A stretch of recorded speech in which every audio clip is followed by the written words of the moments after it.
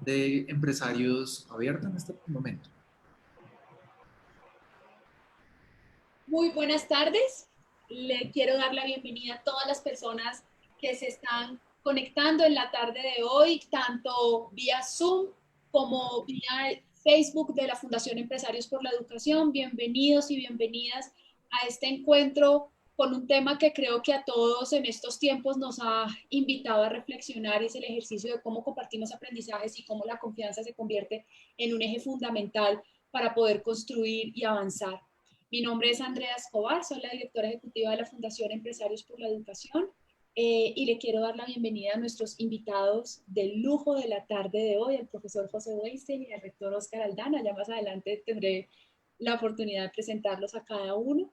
Y quiero compartirles un poco la motivación de este ejercicio desde la Red de Liderazgo Educativo de Empresarios por la Educación. En el siguiente slide, ustedes podrán ver un poco en el ejercicio que hemos venido trabajando y liderando.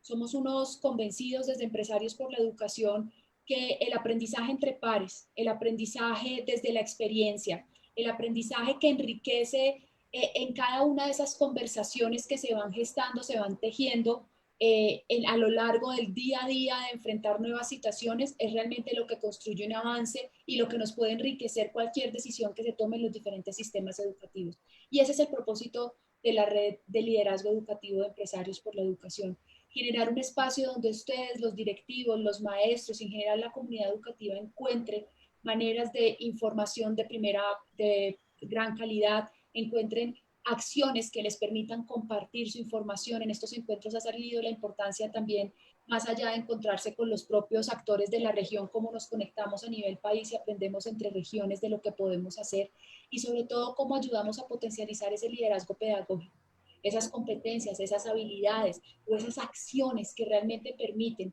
que ante tiempos retadores como hemos estado viviendo en estos últimos meses, que ha tensionado el sistema educativo, realmente podamos tener esas herramientas, esas habilidades que nos permitan responder y gestionar la educación de la mejor manera, para que realmente se cumpla esa promesa de valor, y es que nuestros niños, niñas, jóvenes y adolescentes realmente encuentren en la educación un movilizador social, un espacio de crecimiento, desarrollo profesional, desarrollo personal, pero también se cumple esa promesa de valor del cierre de brechas, de la equidad y de la inclusión en general.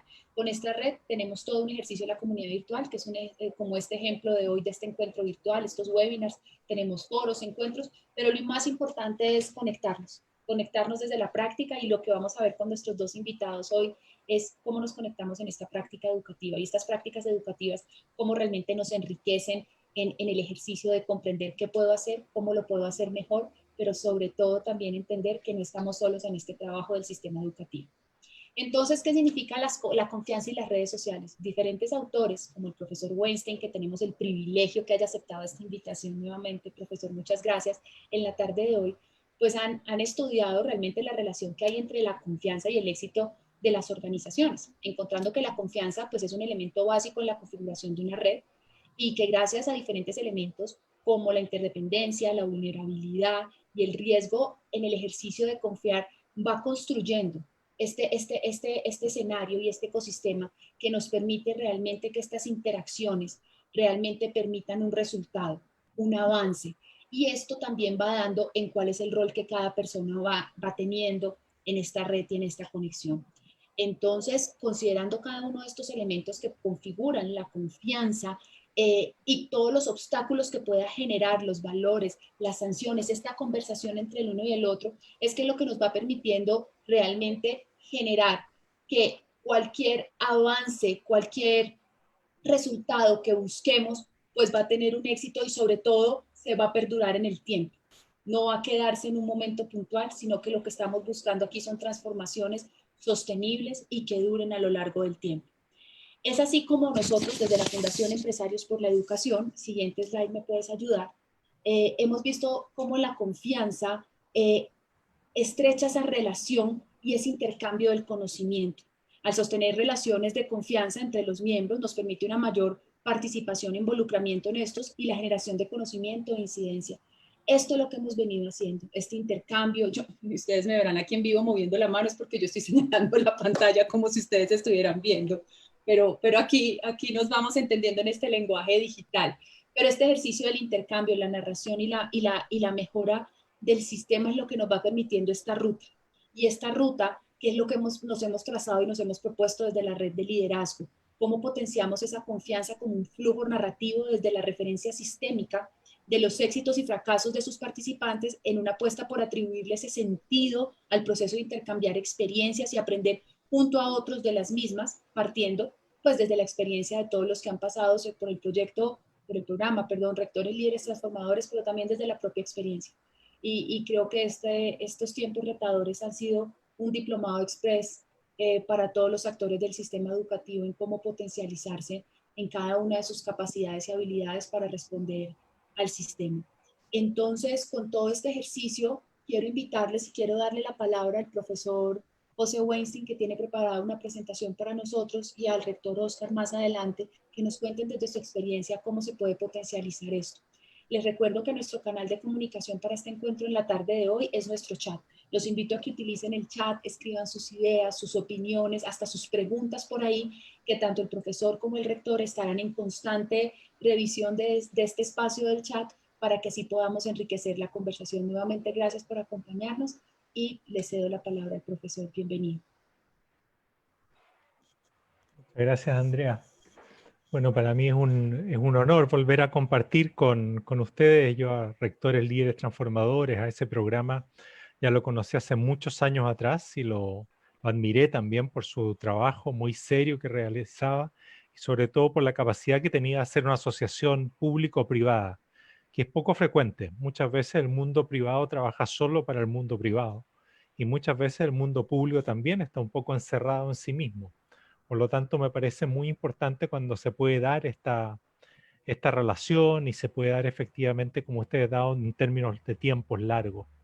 Me tocó adicionalmente a eso tener el privilegio también de hace muy poco tiempo atrás, en mayo, participar de un lanzamiento que hizo el Ministerio de Educación sobre el tema de la confianza y en que tuve la posibilidad de participar, un lanzamiento que hizo la ministra, porque me pidieron dar una charla sobre ese tema.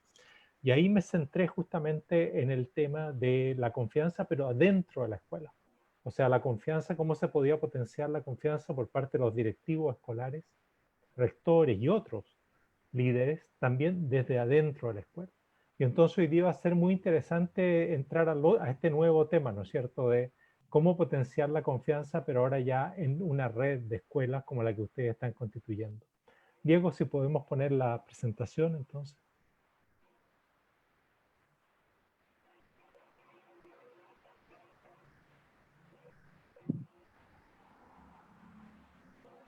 Muchas gracias. Entonces, bueno, este es de alguna manera la presentación que yo voy a hacer va a estar centrada justamente en ese tema. He animado de alguna manera esta presentación con unas fotos que me parecen muy hermosas y buenas de ver, ya que son las fotografías de un fotógrafo que me gusta mucho, que es Steve McCurry, y que en este caso, ¿no es cierto?, son fotografías de Afganistán. Y por lo tanto, vamos a ir también animando eso. Tengo un problema para pasar las slides, así que te voy pidiendo, Diego, que las pases tú. Eso. Este es un poco el itinerario que yo les voy a proponer, que ahora sí lo puedo ver, que les voy a proponer que sigamos. Lo primero es un breve recordatorio sobre el tema de la confianza. En ese tema profundizamos mucho más y daría para usar estos 15, 20 minutos enteros. Entonces, la verdad es que no me interesa detenerme totalmente en eso. Después me interesa centrarme en el tema de, bueno, ¿qué es una red efectiva? Y dentro de eso, ¿qué rol juega la confianza para construir esa red eficaz, efectiva, que funcione realmente productivamente? Para terminar un poco con un llamado un poco más personal a cada uno de ustedes como actores de esta red, ¿ya? Y en el fondo, tratar de pensar desde uno, digamos, también cuánto uno está aportando al crecimiento de esa red. Ese entonces, de alguna manera, el itinerario que vamos a seguir.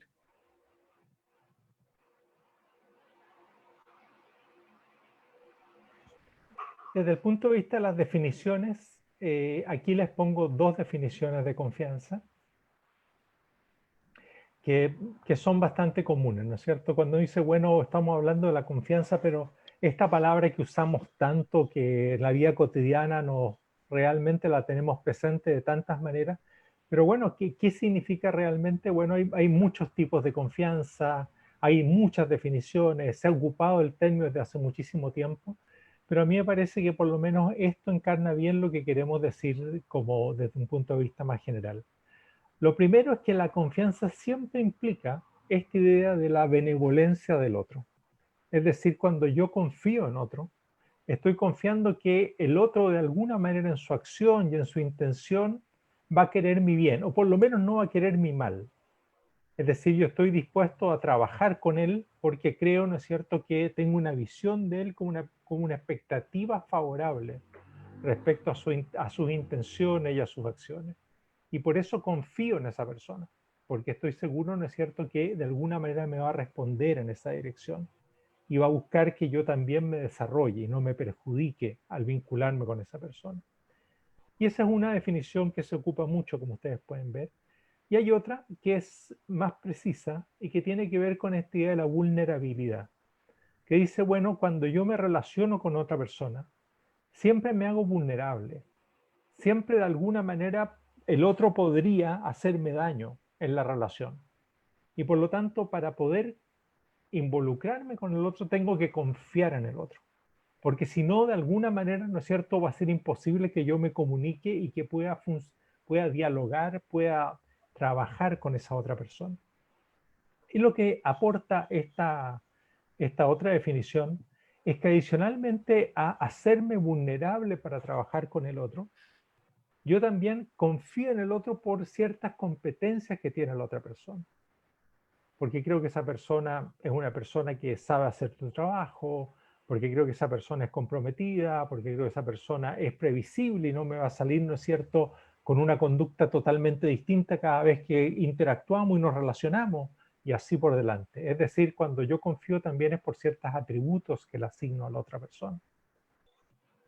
Estas son dos definiciones de confianza, pero que enmarcan de alguna manera lo que estamos viendo como esta idea de una propiedad muy importante para poder relacionarnos y trabajar con otros.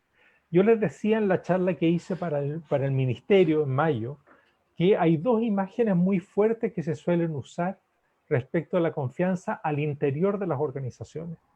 Una imagen es la imagen del pegamento. Se dice, cuando hay confianza dentro de una escuela, eso es lo que une a la escuela, lo que la cohesiona, lo que le da fortaleza desde el punto de vista de la capacidad de resistencia a los embates, a los problemas, ahora que estamos viviendo tantos problemas, ¿no es cierto?, con esta crisis, que no es solo una crisis sanitaria, es también una crisis social y económica tan fuerte. Con mayor razón necesitamos ese pegamento que nos mantiene unidos. Pero al mismo tiempo, la confianza es el lubricante, es lo que permite que una organización trabaje con fluidez, que no se esté, ¿no es cierto?, haciendo el control permanente de lo que se hace por parte de unos y de otros, sino que se pueden llevar a cabo procesos de manera fluida. Por eso la confianza es tan apreciada, por estos dos grandes propiedades que tiene, de mantener unida la organización, pero también de permitir que trabaje con creatividad, con dinamismo, con fluidez.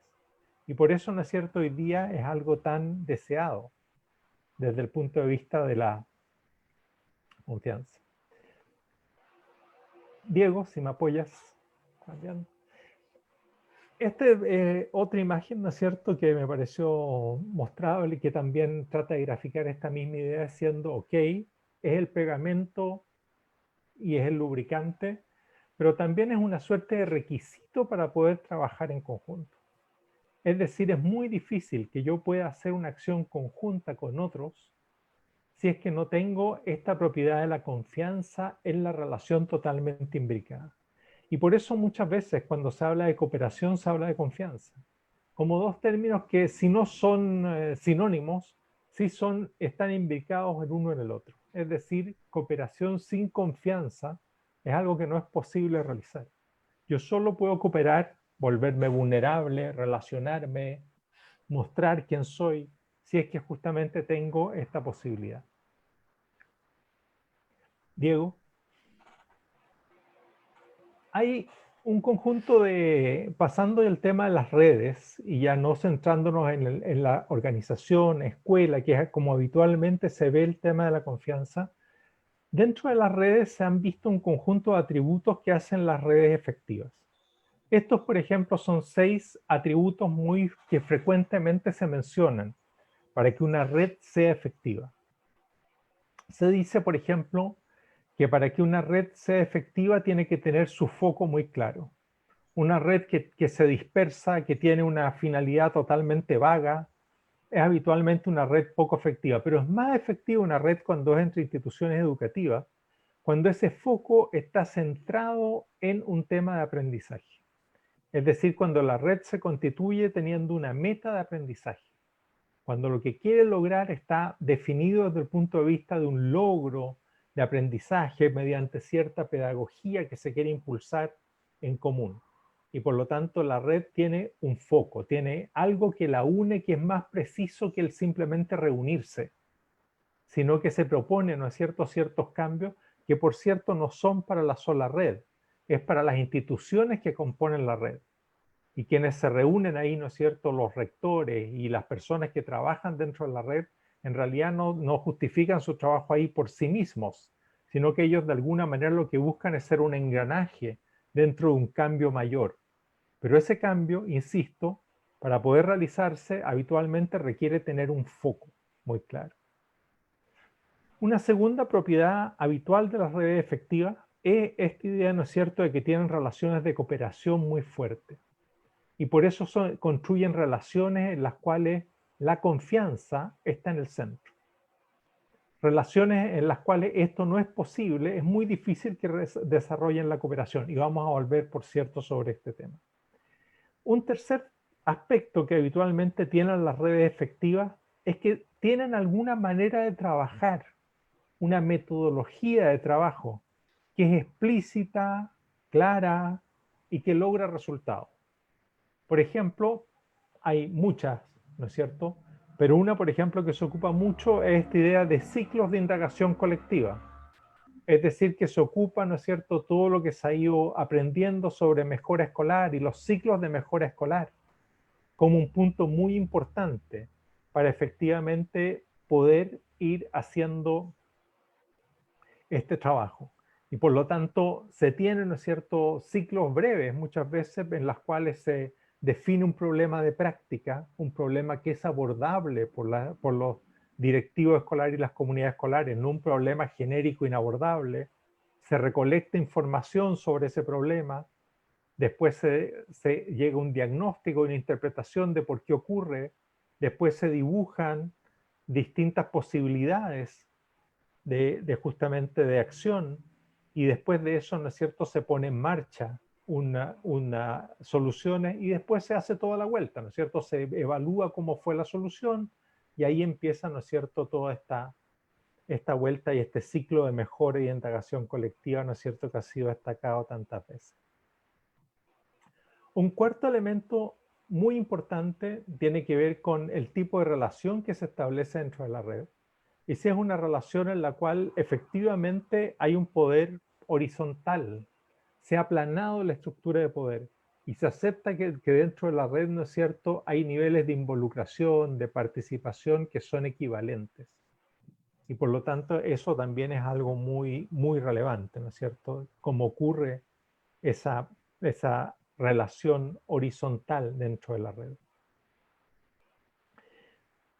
Un quinto elemento que también es muy significativo para las redes efectivas es cómo se da esa interacción, cuán frecuente es. Y hay muchas personas, ¿no es cierto?, que miden también la eficacia de la red en función de esta capacidad de reunirse y de compartir información dentro de la red. Pero también es interesante pensar que la red tiene que ser una red que es capaz de ir a buscar información fuera de la red. Y yo creo que particularmente en esta coyuntura, en esta situación de la crisis COVID, esto es particularmente evidente. En el sentido que hoy en día el sector educación en el que todos nosotros trabajamos requiere también conectarse con otros sectores.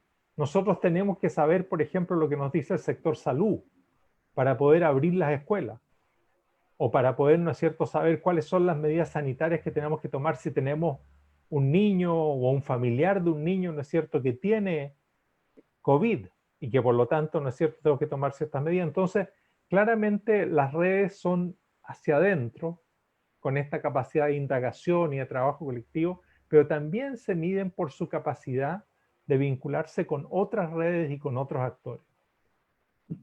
Y por último, ¿no es cierto?, está el requisito de la sostenibilidad, es decir, de cómo las redes aseguran ciertos recursos y capacidades para poder proyectarse en el tiempo.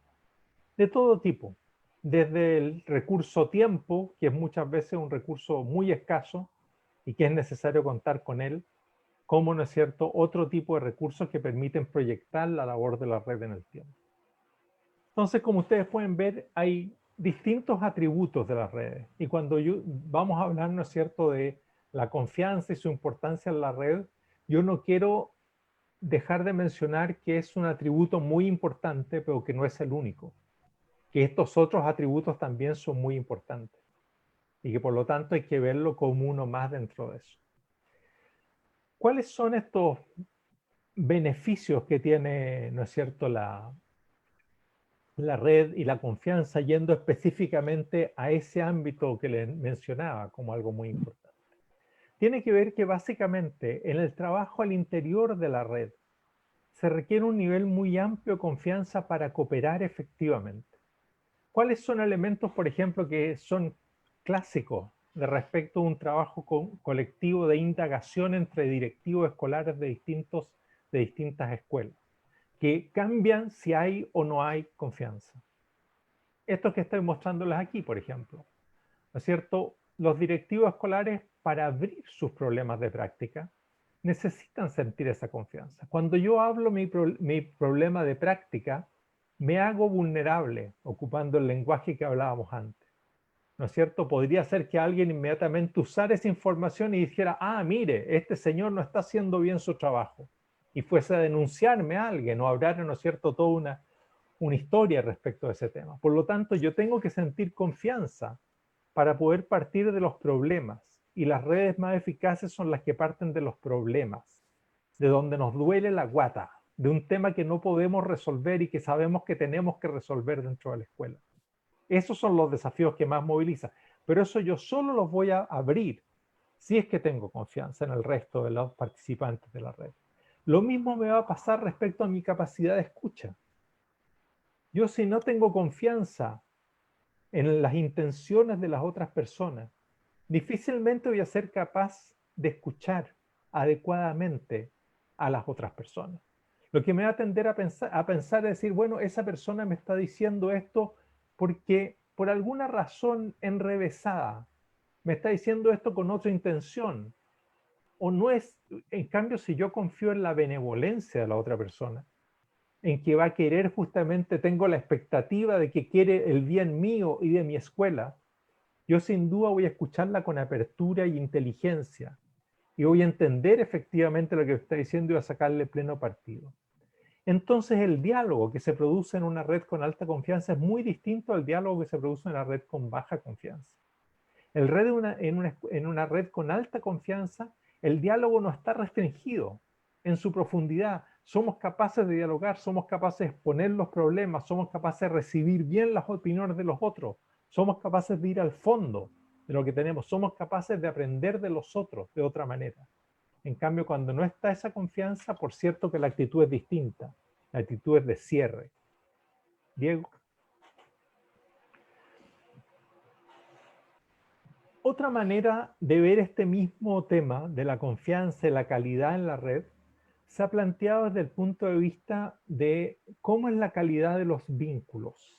Es decir, que lo que se dice es que lo propio de una organización, pero también de una red, tiene que ver, lo que hay que mirar de verdad es cuál es la calidad de los vínculos que existen entre los miembros de la red.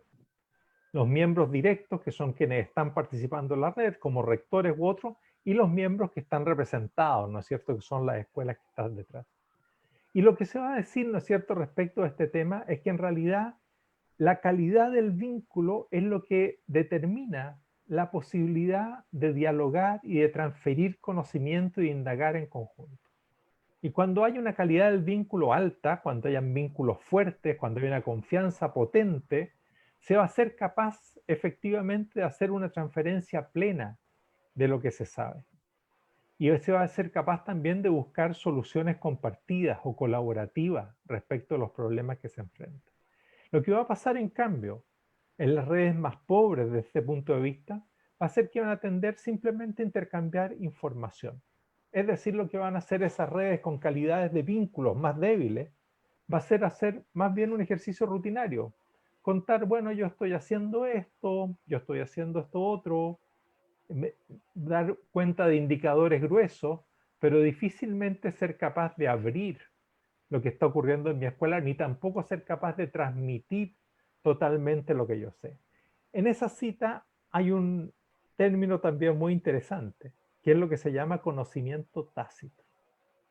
Lo que se suele decir respecto particularmente de los rectores, como don Oscar, que vamos a escuchar después, pero de tantos más, ¿no es cierto?, es que tienen un gran conocimiento tácito, es decir, que saben cómo hacer las cosas, porque se han enfrentado cotidianamente a muchos problemas y saben cómo resolverlos.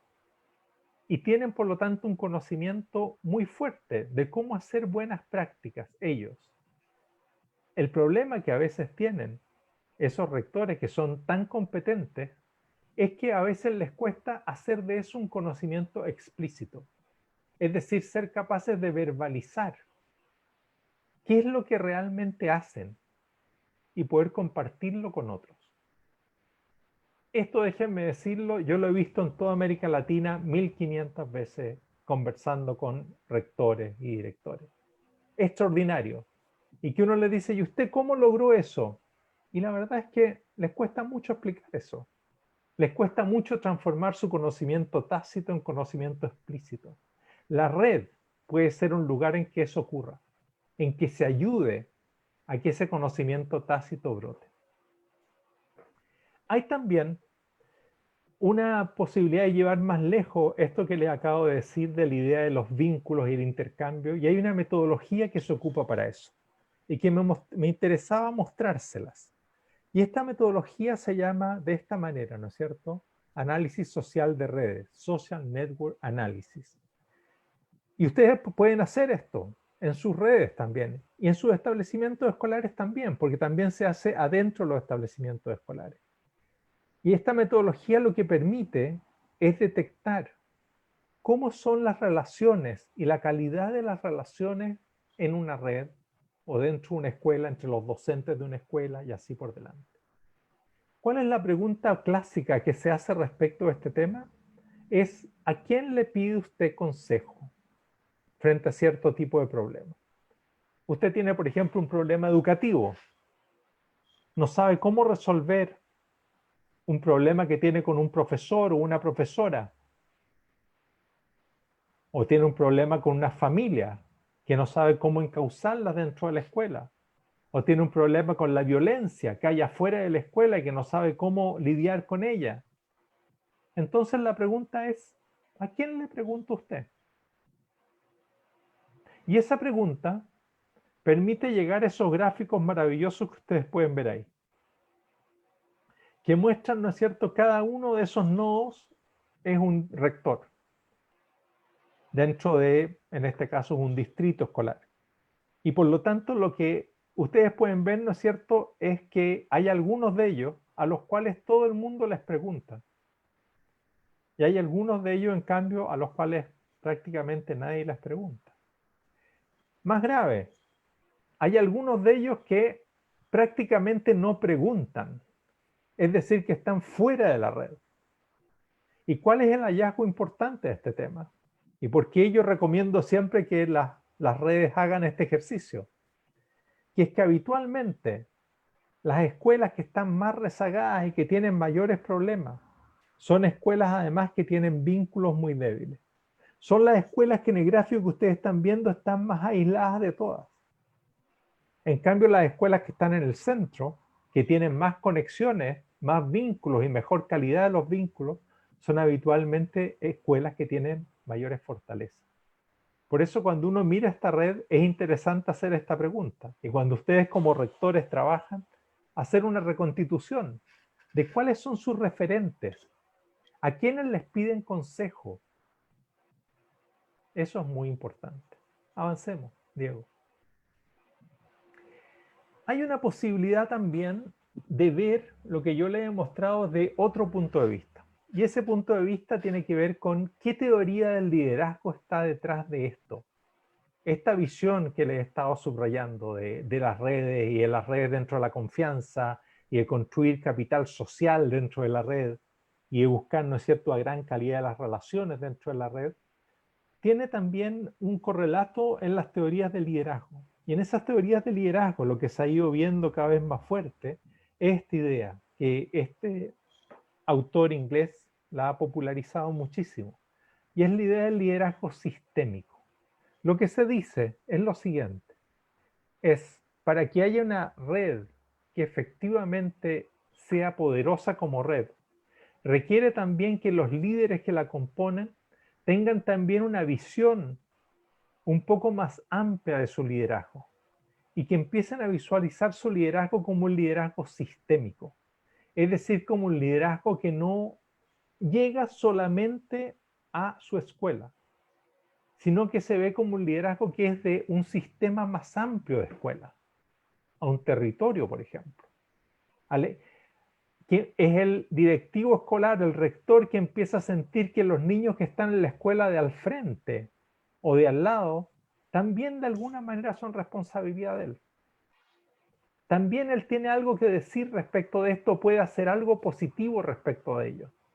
Y que por lo tanto no se trata solamente de que lo evalúen bien a él o a ella en función de lo que ha hecho en su escuela particular. Por cierto que sí es su primera responsabilidad, pero el liderazgo sistémico va más lejos y dice, ¿por qué no empezar a ver el trabajo que se realiza educativo y el liderazgo como algo que también puede ir hacia las otras escuelas?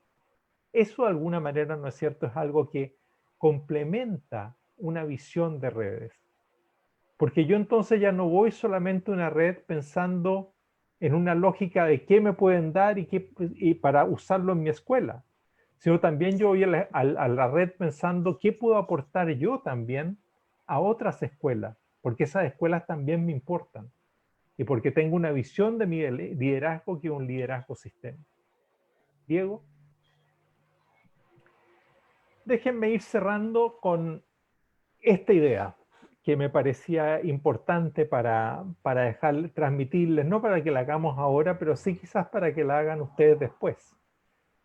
Siempre cuando uno participa en una red, tiende, ¿no es cierto?, a tener una evaluación de la red, tiende a evaluarla bajo ciertos criterios, ya veíamos algunos de ellos, pero lo que también es importante desde un punto de vista de confianza es evaluar permanentemente si uno está dando todo lo que debe dar desde el punto de vista de confianza. Si uno está siendo un constructor de confianza dentro de la red, esa también es una pregunta importante, si uno quiere ser activo en esto. Y no solo pensar en los otros y en cuánto confío yo en los otros, sino como también cómo yo me hago confiable para los otros, que es la otra cara de la medalla. Y de ese punto de vista, hay algunos puntos que son muy importantes tener en cuenta y que se los dejo para que ustedes los mediten si ustedes los están cumpliendo o no los están cumpliendo, cómo los podrían cumplir mejor. Estas, por ejemplo, son 6 características que habitualmente son claves para generar confianza en los otros, como actitudes de rectores o actitudes de quienes trabajan dentro de una red. Trato respetuosamente a los otros. Reconozco mis errores. Este es de los temas más decisivos. Yo en todos los estudios que he hecho respecto de la valoración que hacen los docentes, por ejemplo, los rectores y rectoras, lo que más me han señalado permanentemente es que confían muchísimo más cuando alguien reconoce su error. Cuando un rector, una autoridad es capaz de decir, me equivoqué, el error es mío. Eso es algo que desde el punto de vista de la confianza que genera, salta. Y adicionalmente a eso es un ejemplo para el resto. que dice también puedo cometer errores y puedo declararlo como algo muy importante. ¿Soy consistente en mi participación en la red? ¿Cuál es el uso que hago de la información? ¿Efectivamente sé distinguir la información que es pública de la que es privada? ¿Soy capaz de guardar la información privada como privada, pero también de vocear y decir con fuerza la información que es pública? De tal manera, ¿no es cierto?, que efectivamente se conozca. ¿Doy crédito a quienes corresponde por sus ideas? Esto es algo muy importante, ¿no es cierto? Algo que habitualmente también las personas que tienen menos poder que los rectores y rectoras habitualmente también quieren ser reconocidos en su aporte. Y las rectoras y rectores pueden hacer eso, pero también dentro de la red esto es muy importante. Y por último, el tema de ¿soy capaz efectivamente de interesarme genuinamente en la situación de la otra escuela? ¿Soy capaz de ejercer genuinamente el liderazgo sistémico del que hablábamos recién? Eso también es muy importante. Hay muchos más elementos respecto a este tema. Déjenme mostrarles solamente este otro. Habitualmente, por ejemplo, se dice que para poder efectivamente generar confianza en los otros, otro elemento que también es muy importante como práctica tiene que ver, ¿no es cierto?, con esta capacidad de ecualizar, balancear, el ser muy claro en las intenciones de lo que voy a hacer, con también cumplirlas muy rigurosamente. Y si no las cumplo, ser capaz de explicar, de reconocer que no lo cumplí y de explicar y entender y que los otros sepan por qué no las cumplí. Esa es otra manera, ¿cierto?, como una práctica también muy competente. Yo les dejo sobre todo esta idea, ¿no es cierto?, de los 6 elementos del test, para que ustedes lo hagan con su conciencia, autónomamente, diciendo, ¿en cuál de estos podría mejorar? ¿En cuál de estos aspectos podría hacerme más confiable todavía para los otros? Diego. Finalmente, les dejo algunos recursos para que ustedes puedan profundizar sobre este tema. Yo les he hablado 25 minutos, 30 minutos respecto de este ámbito, ¿no es cierto?, de la confianza en las redes, pero hay muchísimo material sobre este tema. Yo simplemente aquí les pongo 2 a disposición para los que quieran profundizar en el tema. Uno de ellos es un libro que se llama Redes de Liderazgo Educativo. Ustedes pueden descargar gratuitamente ese libro del sitio web del trabajo que nosotros tenemos en la Universidad Diego Portales. Para bajarlo tienen que ir a liderazgoeducativo.udp.cl y ahí van a encontrar ese libro y otros materiales y van a poder descargarlo gratuitamente. Y otro también son lo que yo he hecho hace muchos años ya, que son entrevistas educativas y que están en YouTube y que las pueden descargar también sin problema. Y en esas entrevistas hay algunas que están vinculadas al tema de las redes y de la confianza. Aquí les dejo, por ejemplo, esta entrevista, por ejemplo, a un experto en redes que se llama Daniel Muiz, y en la cual ustedes van también a poder bajar, ¿no es cierto?, ese material. Diego, última. Así que eso es lo que quería transmitirles a ustedes, recordarles mínimamente entonces el recorrido que hice muy sintéticamente, espero, partiendo, ¿no es cierto?, por esta definición de confianza, después viendo los atributos que tenían las redes efectivas, en las cuales una de ellas era efectivamente el ser, ¿no es cierto?, el mantener relaciones de cooperación y confianza. Después, ¿no es cierto?, entramos más derechamente en todos los beneficios de la confianza, ¿no es cierto?, para las relaciones y las redes. Les mostré ahí, ¿no es cierto?, de paso yendo un poco más allá, todo lo que tenía que ver con las teorías, ¿no es cierto?, del capital social y cómo eso está en el centro del tema de la confianza y cómo hay una metodología muy sencilla pero muy útil que tiene que ver, ¿no es cierto?, con esta posibilidad de analizar las redes sociales en las cuales uno participa, para terminar, ¿no es cierto?, finalmente con esta idea de una suerte como de pequeño test personal. Así que eso es lo que quería comunicarles. Muchas gracias por este espacio a Empresarios por la Educación.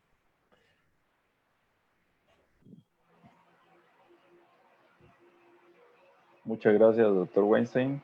Ya está disponible el test para que las personas que están conectadas con nuestro conversatorio puedan ir adelantando ese test y más tarde pudiéramos compartir los resultados del mismo. Doctor, antes de pasar a una conversación, quiero citar algunas de las participaciones dentro del chat. Marlene Carvajal señala: la confianza en una institución educativa es primordial porque ahí se forma un equipo y todo se debe hacer con la coordinación del otro. Si no hay confianza, se pierde la estrategia para ganar el juego. También Oliverio nos envía un saludo cordial y dice que es muy interesante la sesión.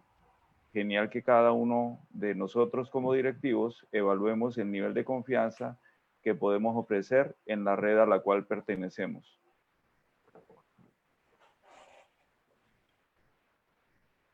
Muy bien. Doctor Weinstein, estaba siguiendo de una manera muy juiciosa su intervención, su perspectiva, y tratando de extrapolar esas palabras y esos principios a los escenarios o las redes en las cuales estamos participando, particularmente en la ciudad de Cúcuta y en el departamento norte de Santander. Formamos parte de la primera corte de rectores líderes transformadores. Ya se están formando la segunda corte. De la primera corte surge como un elemento que usted cita, que es la sostenibilidad, la Red Nacional de Directivos Docentes Nodo Norte de Santander, a la cual pertenezco, y como un escenario también de intercambio que, aunado a los esfuerzos de la Fundación Empresarios por la Educación, que es la red de liderazgo educativo, que es una plataforma en la cual podemos nosotros intercambiar nuestras experiencias, y de alguna manera la citaba usted, cuando pasamos de un conocimiento tácito a un conocimiento explícito, es decir, que podamos nosotros de alguna manera poner sobre un texto lo que es nuestra experiencia y esta sirva de un referente para otro docente o para otro directivo en Colombia, o bueno, ya decimos en el mundo, porque desde que esté en la red está a disponibilidad de todos. Entonces quisiera empezar por una expresión que me llamó mucho la atención, que uno de los conceptos de la confianza hablaba que es la disposición a ser vulnerable, y más adelante nos señala, y ya al final, como un referente de un directivo que pueda ser digno de confianza, el que ese directivo reconozca su error. ¿Pudiéramos empalmar ese concepto con ese elemento de lo que es un directivo digno de confianza? Sí, yo creo, rector, que efectivamente ese punto es muy significativo. Piense usted que en la confianza el tema de la vulnerabilidad es algo absolutamente crucial para entender el concepto. Porque en cualquier espacio uno sería con un rector, ¿no es cierto? Pero también piense en otro, por ejemplo, piensen en un alumno, yo mostré unas fotos que a algunos de ustedes les gustaron, ¿no es cierto?, de este fotógrafo magnífico que son de Afganistán, y que aparece, por ejemplo, un niño que va adelante a resolver un problema de matemática. Cuando usted piensa en esa situación, un profesor diciendo una clase: niños, niñas, tengo el siguiente problema que quiero que resuelvan y quiero que me digan esta solución ya respecto del... El niño que se ofrece a dar una respuesta se está haciendo vulnerable. Él está participando de ese juego de la interacción. Para poder dar para poder dar esa respuesta, él tiene que confiar en el docente, pero también en los otros estudiantes. Si él se equivoca en la respuesta que da, que es muy probable que ocurra, ¿no es cierto? Es parte del juego del aprendizaje. Y no existe confianza. ¿Qué es lo que él puede temer? Él puede temer que se lo ridiculicen, que piensan, ¿no es cierto?, que no tiene las capacidades para resolver, que no había entendido la materia, que no sabe matemáticas y así por delante.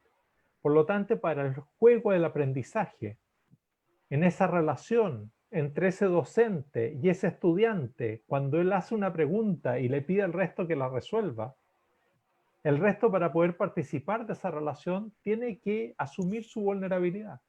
Yo voy a decir algo, voy a decir una respuesta, y en esa respuesta quizás me equivoque. Y sin embargo, ¿no es cierto?, la única manera que tengo de progresar es dando respuestas, es involucrándome en ese juego. Bueno, eso mismo ocurre en todo lo que tiene que ver también con los rectores que usted señalaba. Y que por lo tanto, por eso el tema de la vulnerabilidad es tan relevante, porque en el fondo cualquier posibilidad de vínculo, cuando uno está en vínculo con otros, sobre todo en una organización que es tan interdependiente como la escuela, pasa por efectivamente asumir esa vulnerabilidad. Eso es parte de las reglas del juego. Si no, es imposible el diálogo. Si no, yo siempre voy a esconder la información. Cada información que yo doy, el otro la podría ocupar para atacarme. Sin embargo, si no entrego información, no podemos construir juntos. Ese es justamente el aspecto interesante de la confianza y lo que lleva a realizarla. Y ahora, sobre lo que usted dice específicamente, reconocer equivocaciones, va en la misma dirección. Está muy bien la asociación que usted hace. Cuando, por ejemplo, yo en una red entre distintos rectores parto, digo, mira, que lo que pasa en mi escuela es todo fantástico, no tenemos ningún problema. Todos los apoderados y las familias llegan y están el 100% bien en nuestros trabajos. Con los niños no tenemos ningún problema, ni de disciplina, ni de aprendizaje. Los profesores no están nunca ausentes, todos participan. Tengo la escuela modelo, ¿ya? Yo también estoy de alguna manera defendiéndome, ¿no es cierto? No estoy mostrando esa vulnerabilidad. Si yo parto al revés y digo, mire, yo tengo problemas en la escuela, hago grandes esfuerzos, trato de tener la mejor escuela del mundo, pero tengo algunos docentes que no sé cómo hacerlos que vengan, que trabajen como yo quiero que trabajen. O tengo apoderados y familias que no creen en la educación y que no apoyan a sus estudiantes para que participen del proceso educativo. En fin, cuando yo acepto eso, me hago vulnerable, pero es la manera que tengo de que los otros me puedan ayudar. ¿Cómo me van a ayudar los otros directores para que yo pueda construir una mejor escuela si yo no muestro mis problemas? ¿Cómo me va a poder ayudar el profesor, el docente, como a un alumno si yo quiero aprender matemática, si no soy capaz de mostrar mi razonamiento, aunque el razonamiento todavía no esté maduro o tenga problemas? Por eso, ¿no es cierto?, es que ustedes dan una clave muy importante, que la cooperación implica esta confianza justamente por esta capacidad de efectivamente mostrar toda la realidad tal cual es. Y yo diría más, en el caso de las redes, partir por los problemas. Partir por lo que yo decía, por donde le duele la guata al rector. No partir por lo que está satisfecho. Muchas gracias, doctor Weinstein. Indudablemente esa interdependencia que se genera en las redes obedece a cuando existen unos vínculos, y usted lo ha citado muy bien. Lo que más nos vincula a nosotros son los problemas. Y de hecho en la red nos reunimos es para hablar de nuestros problemas en común y buscar de manera colectiva las soluciones. Quiero trasladarle una pregunta que hace Ana Guingue, quien también era quien estaba fascinada con las fotografías que usted nos compartió. Dice lo siguiente: profesor Weinstein, gracias por su profundidad y sencillez y por las fotos tan expresivas. Mi pregunta: ¿qué acciones prácticas podemos poner en marcha para construir confianza en nuestras sociedades? Paréntesis, la suya y la nuestra, que han tenido una historia política y social llena de dolor, donde el otro, el que es diferente, se ve como una amenaza. Sí, bueno, mire, es una pregunta muy grande, ¿no es cierto, Ana? Yo no tengo capacidad de responder eso, es gigante. Lo que sí le puedo decir es que a mí me ha llamado la atención cómo los liderazgos pueden influir en la confianza en distintos niveles. Y cómo el liderazgo que más genera confianza es el liderazgo que reconoce los errores, como decíamos, entrega toda la información, pero también invita al resto, a la sociedad, a ser parte de la solución. Por ejemplo, a mí me parece que lo que ha hecho Angela Merkel, que es una líder que uno podrá compartir o no sus ideas políticas, pero cómo ella ha enfrentado esta crisis del COVID es extraordinariamente decidor respecto de cómo un liderazgo nacional, porque usted me está hablando de temas nacionales, puede influir para generar más confianza. Lo que ella hizo, por ejemplo, con este tema, es una persona que está desde el año 2005 en el gobierno y nunca había hecho una cadena nacional. O sea, el caso de Colombia, el caso de Chile, solemos tener cadenas nacionales. Aquí ella no había hecho nunca una cadena nacional. Hizo esa cadena nacional con relación a la crisis COVID. Y lo que le dijo a los alemanes fue decirles, miren, aquí tenemos el desafío mayor que hemos tenido desde la Segunda Guerra Mundial. Desde ahí no teníamos otro desafío como sociedad. Les abrió toda la información respecto de todo lo que podía ocurrir. Y adicionalmente les dijo, miren, la única posibilidad que tenemos de salir de esta crisis y de esta amenaza juntos es una acción mancomunada. Es decir, que todos trabajemos efectivamente cambiando nuestra manera de ser, pero de manera totalmente unida como sociedad. Aquí el gobierno solo no es capaz de resolver el problema. Yo sola no soy capaz de resolver este problema, porque esto implica un cambio de conducta de cada uno de nosotros. Y por lo tanto, ese es el cambio que tenemos que realizar.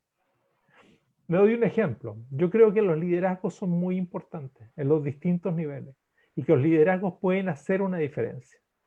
No se me escapa que en la pregunta que usted hace hay muchos más elementos involucrados, pero me parece que tomando en cuenta la conversación que tenemos hoy día, las personas que tienen un cargo de autoridad en distinto nivel, yo nombraba a Angela Merkel a nivel de un país y cómo ese país puede ganar confianza en una coyuntura, pero también podría nombrar a los rectores y a las rectoras y decir cómo ustedes son grandes constructores de confianza dentro de sus organizaciones. Habitualmente lo que se dice en todos estos trabajos de confianza es que el que tiene mayor autoridad y poder dentro de una organización es quien da el tono de las relaciones. Que es muy difícil que eso lo dé la persona que no tiene tanto poder dentro de la organización. Que puede ser muy influyente, traer mucha iniciativa y todo lo demás, pero el que da el tono de la organización, el que crea el clima, el que crea el estilo de relacionarse, es el que tiene mayor poder.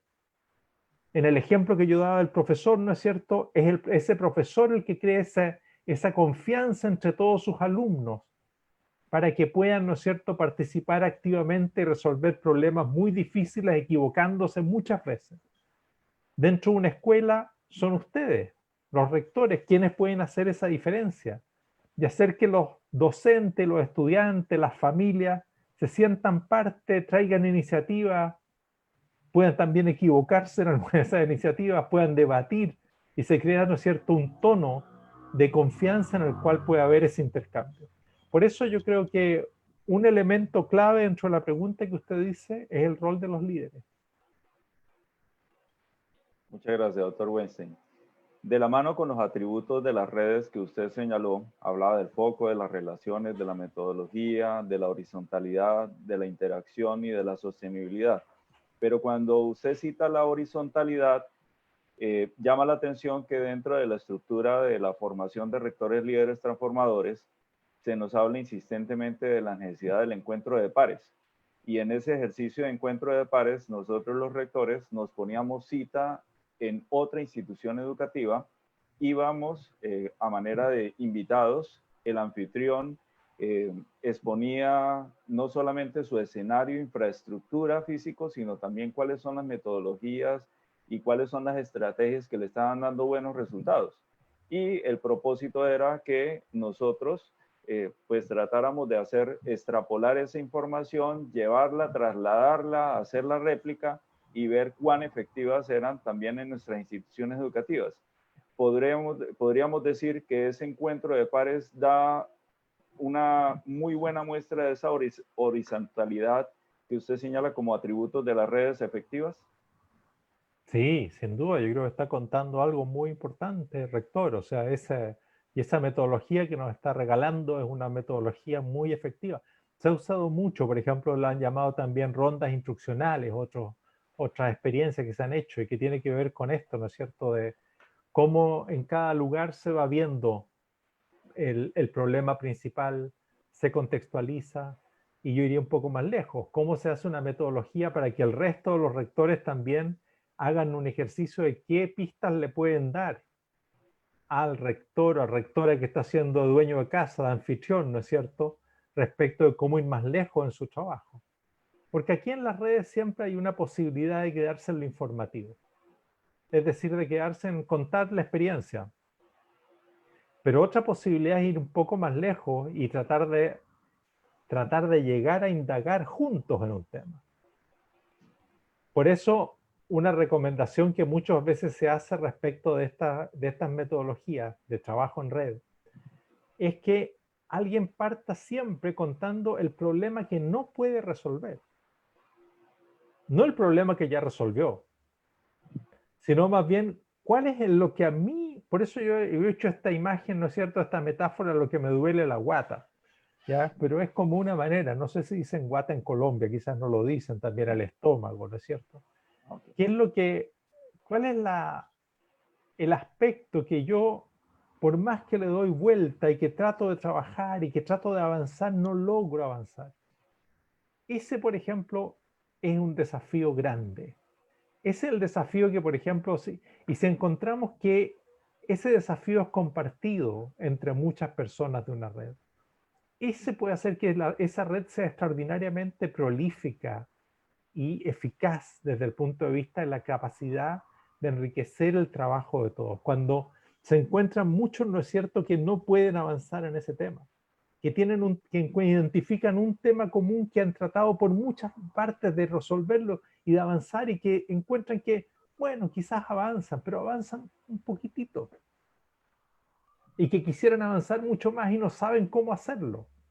Ese es el tipo de elementos que permiten, ¿no es cierto?, yo creo, pasar de lo que ya llamaría redes más bien informativas, en las cuales también, no quiero desmerecer, ¿no?, también es interesante porque uno aprende de lo que está cada uno, a una red, ¿no es cierto?, que está trabajando en la construcción y en la indagación de un tema común, de un problema común, frente al cual las respuestas que hay hoy día no son satisfactorias. Y por lo tanto quiero aprender con los otros cómo encontrar esas respuestas mejores frente a estos problemas difíciles, entre los cuales no tengo una solución.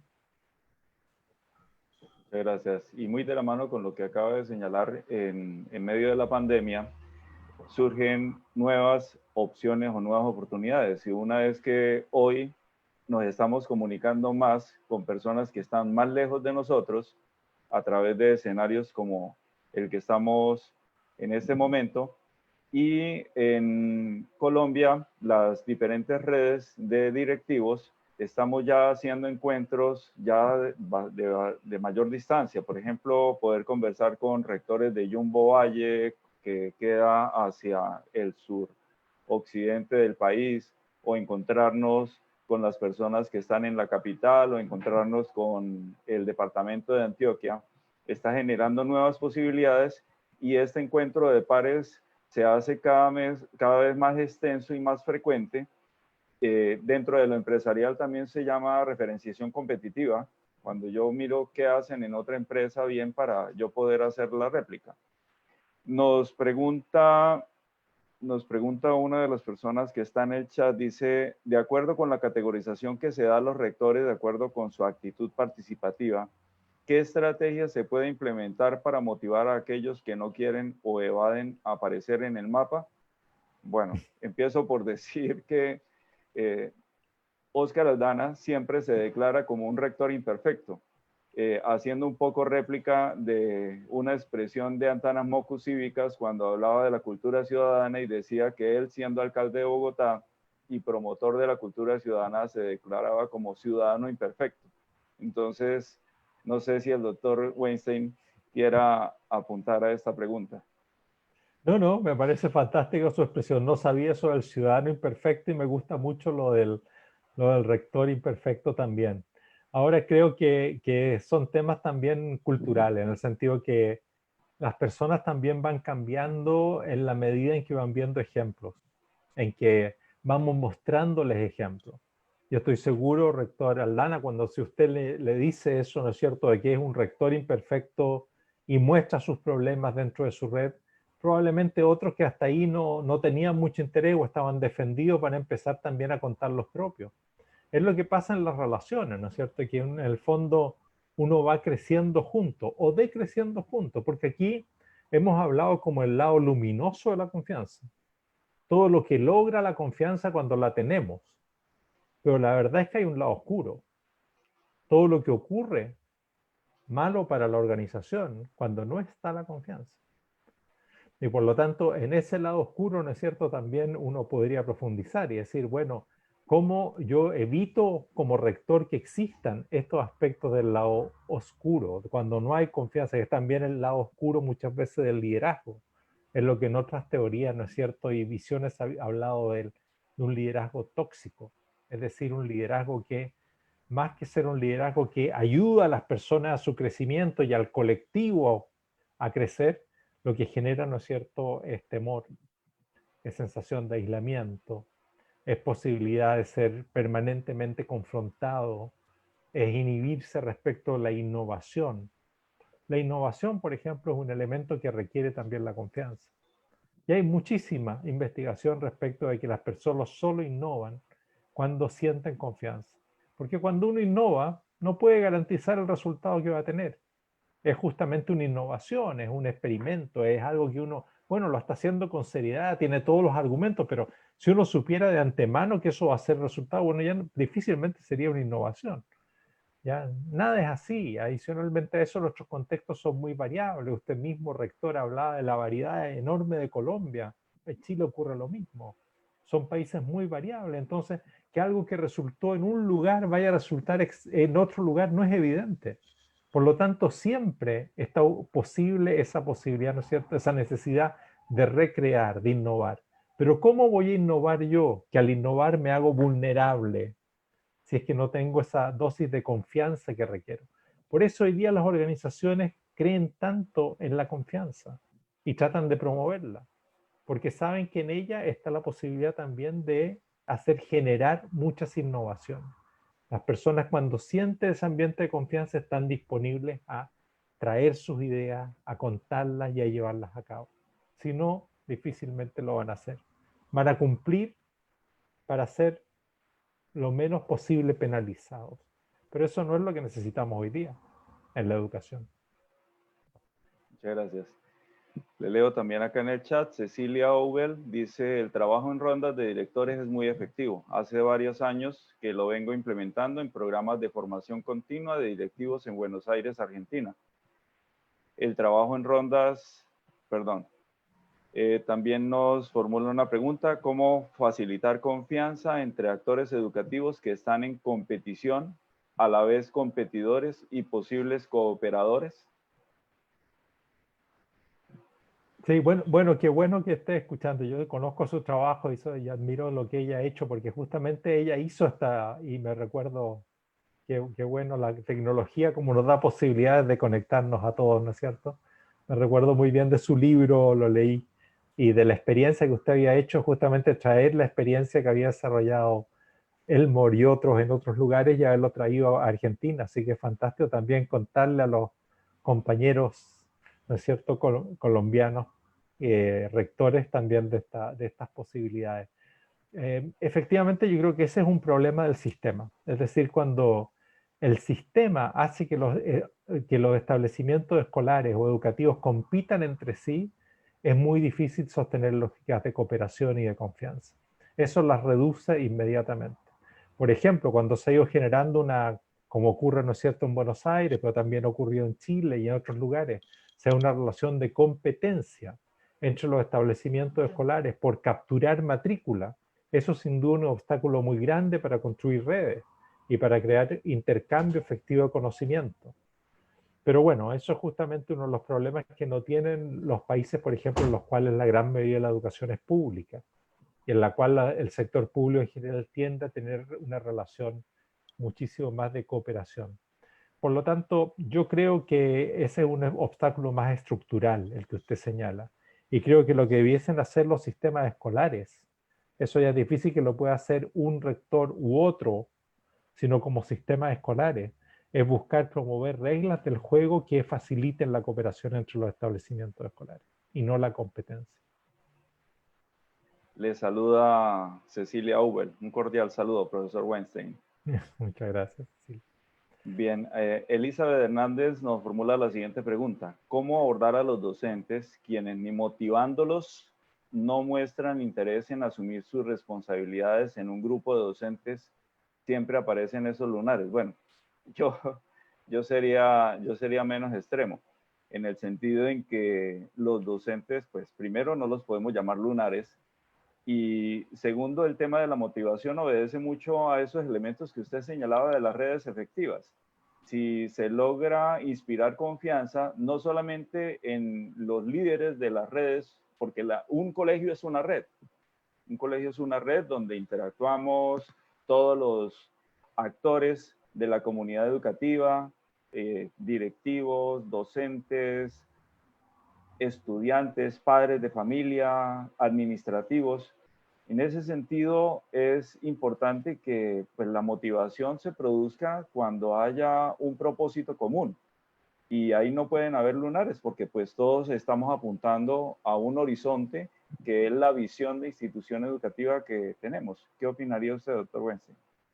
Sí, yo creo que yo estoy de acuerdo con usted que no pueden, o sea, los docentes no pueden ser vistos como lunares. Y si alguien es así, no debiese estar de docente, o sea, no debiese estar presente en la escuela, ¿no? Tienen que ser, ¿no es cierto? Hay que lograr que las personas que educan sean efectivamente un ejemplo de compromiso, de motivación, de trabajo. Y hay con todo sí un conjunto de aspectos de motivación que son muy relevantes.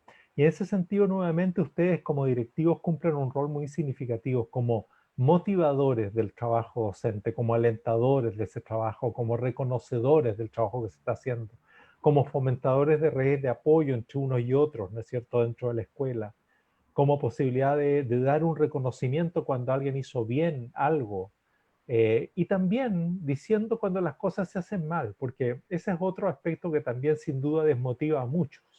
Cuando ven, ¿no es cierto?, que hay un docente, por ejemplo, una docente que no llega a la hora, que no participa, todo lo demás, y nadie le dice nada. Y por lo tanto dice, bueno, si esta es la norma.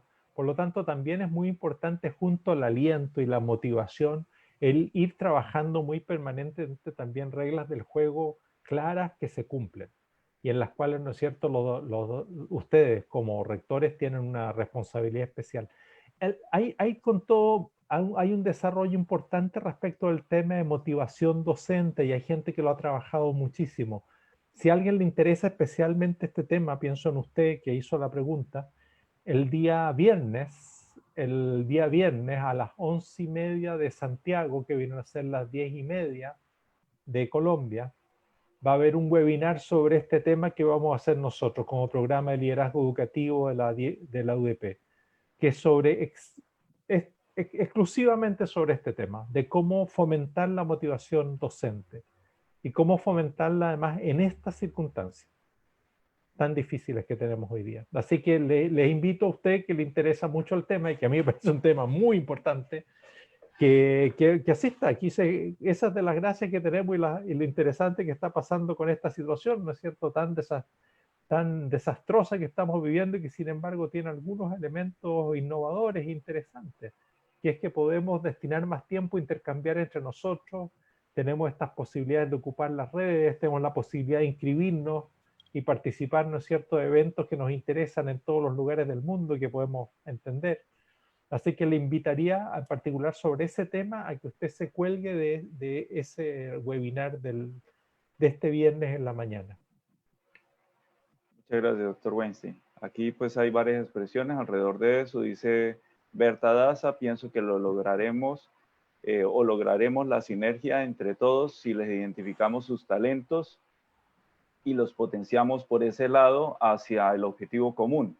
Luis Echeverry dice, la normal sería que todos los docentes tuvieran amor por su trabajo y los niños, niñas y adolescentes, pero hay muchos docentes en Colombia que están solo por un salario. Bueno, ahí vuelve a haber una crítica que pues ya lo señaló usted de manera muy sabia. Si existiera un docente con esas características, pues no debería estar en la docencia.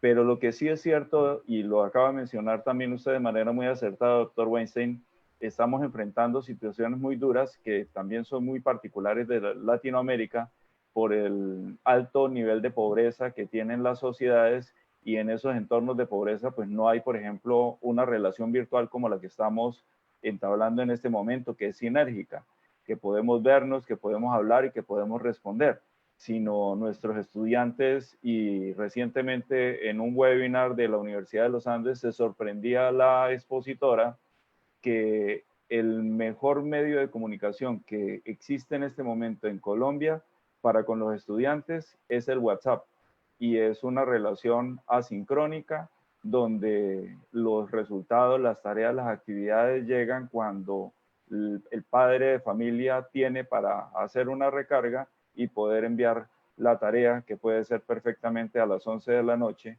y los docentes pues están haciendo un esfuerzo exageradamente grande, no solo en la creatividad, en la construcción de las guías y de las estrategias pedagógicas, sino que se están desgastando, y por eso estamos acudiendo en este momento a hablar que los docentes requieren el autocuidado, porque se están excediendo en las horas de trabajo diarias.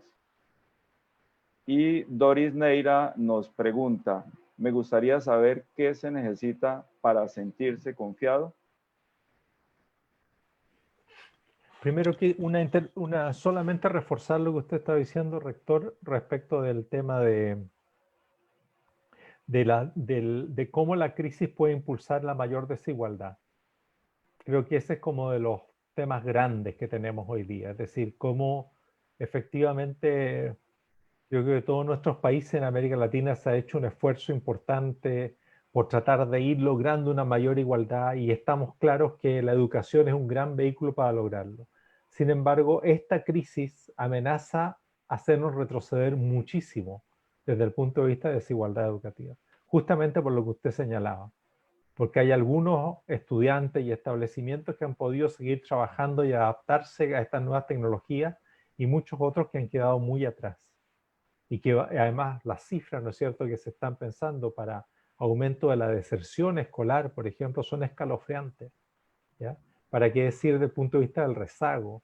Y ese rezago va a ser muy difícil de recuperar mucho de él en el tiempo.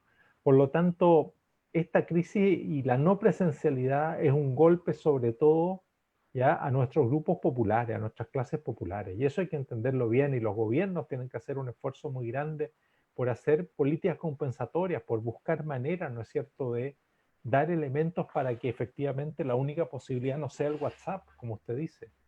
Y eso no es solo ahora, sino que va a ser probablemente varios años hacia adelante.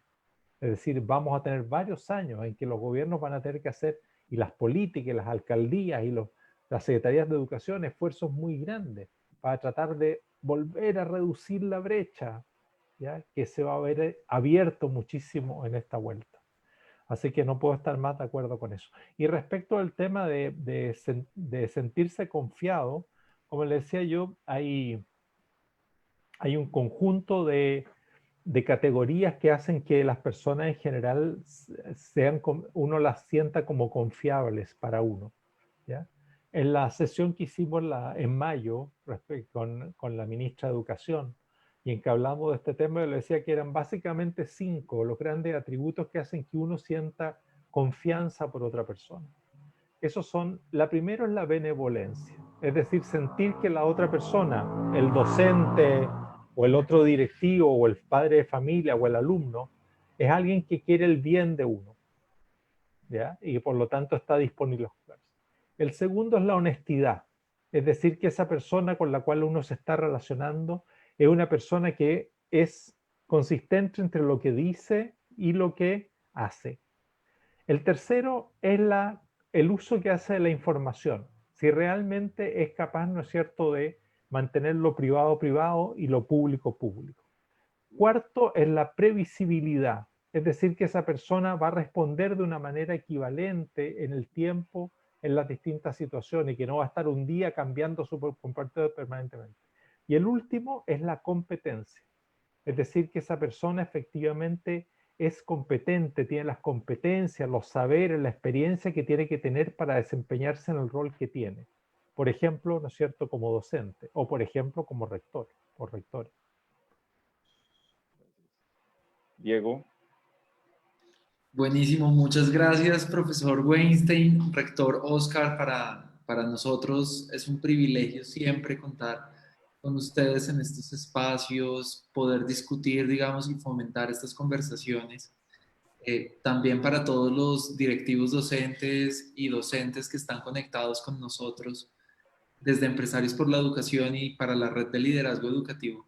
Es un privilegio fomentar estas conversaciones y más en estos tiempos. Quisiera mencionar algunos puntos que han sido importantes y que se han tratado en esta conversación, digamos, como a modo de encapsular, digamos, la conversación y empezar a cerrar los espacios. Hay varios componentes que tienen las redes de directivos y las redes escolares en general. Por supuesto, la horizontalidad, la sostenibilidad, la vulnerabilidad como motor, digamos, para esa confianza y las relaciones en ese sentido.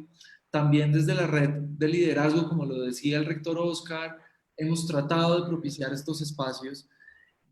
¿Y cómo pasamos de ese conocimiento tácito a ese conocimiento explícito? Es una de las formas importantes de ese saber hacer. Estamos convencidos, y ese siempre ha sido una premisa que desde Empresarios por la Educación hemos tenido, que los rectores tienen un montón de conocimiento. Saben y conocen su territorio, saben y conocen a sus docentes, conocen a sus estudiantes, conocen a sus familias, pero ¿y cómo llegamos a traducirlo a un conocimiento explícito para que otros directivos docentes puedan conectarse y aprender entre ellos y generar estos nodos de información y de aprendizaje conjuntamente?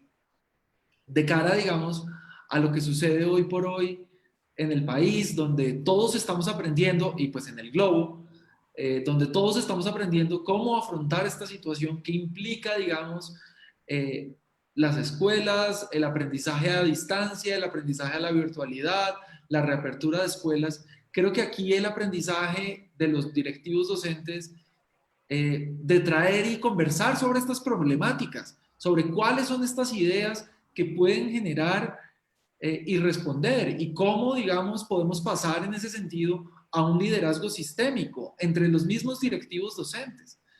Este es un tema que nos está afectando a todo el globo, que nos está tratando a cada uno de nosotros, y sabemos que los directivos docentes tienen este reto, al igual que los docentes, al igual que la sociedad en general. Entonces, yo creo que este espacio del aprendizaje entre pares, entre el fortalecimiento de las redes, es un espacio propicio para fortalecer el aprendizaje sistémico, para fortalecer este liderazgo sistémico del que hablaba el profesor Weinstein, y que muy bien, y quiero destacar mucho el liderazgo del rector Oscar Aldana en norte de Santander y específicamente en Cúcuta, alrededor de lo que ha venido pasando y cómo podemos influenciar el sistema, porque si bien por supuesto es prioridad de nuestros directivos docentes su escuela, cómo influencian, digamos, este ecosistema educativo. Quisiera también resaltar, digamos, lo que el rector Oscar mencionó del rector imperfecto. Creo que eso es una forma de aproximarse y de entender que todos estamos en este proceso de aprendizaje, pero también permite la posibilidad de surgir nuevas ideas, de innovar, de crear, de no tener, digamos, este miedo al fracaso que a veces nos hace cohibirnos de hacer y de rehacer. Yo quisiera, digamos, agradecerles a los más de 100 asistentes que tenemos por nuestros distintos canales, tanto Facebook como los que están aquí conectados en nuestro Zoom. También quisiera agradecerle particularmente al rector Oscar por facilitar esta conversación y al profesor Weinstein por compartirnos, a todo el equipo de empresarios que ha estado facilitando, digamos, y haciendo que esta conversación sea posible. Y quisiera, digamos, preguntarle para cerrar al profesor Weinstein y al rector Oscar, ¿cuál es este mensaje fundamental que las personas y nuestros espectadores que tenemos acá tienen que llevarse de esta conversación? ¿Cuál es ese mensaje clave que ustedes les dejarían a estos directivos docentes y docentes que hoy están conectados con nosotros? Muchas gracias primero por la invitación.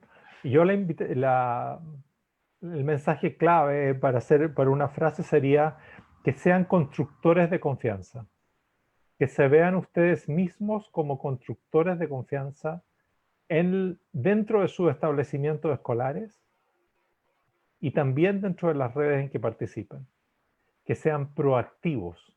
Y por eso puede ser interesante que respondan esas preguntas que yo hice, ¿no es cierto? Y que Diego y su equipo las tradujeron rápidamente en una pauta y vean cómo pueden hacerse todavía mejores constructores de confianza de lo que son hoy día.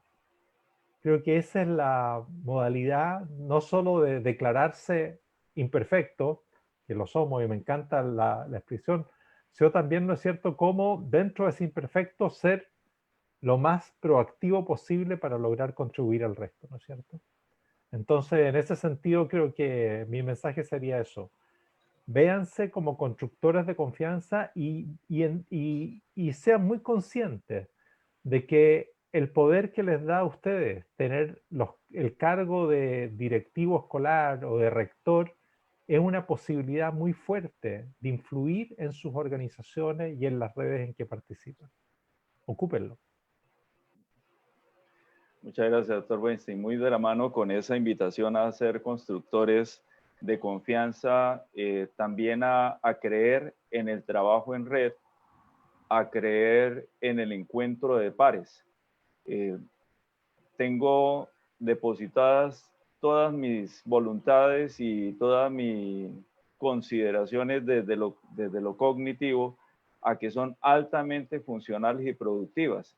Esa proactividad que mencionaba el doctor Weinstein y esa prospectiva que también es una visión de futuro se construye cuando nos encontramos de esa manera horizontal.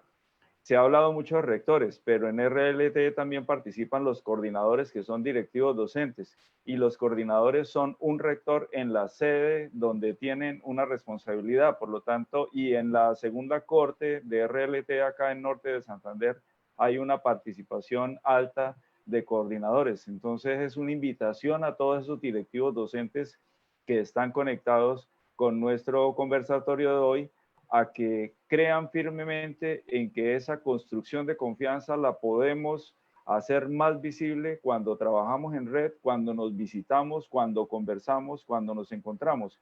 Y cuando ya es mucho más posible el encuentro a través de las redes, pues ya no hay ninguna excusa, ya lo podemos hacer desde nuestras casas. Buenísimo. Muchas gracias, profesor Weinstein, profesor rector Oscar, directivos docentes y docentes.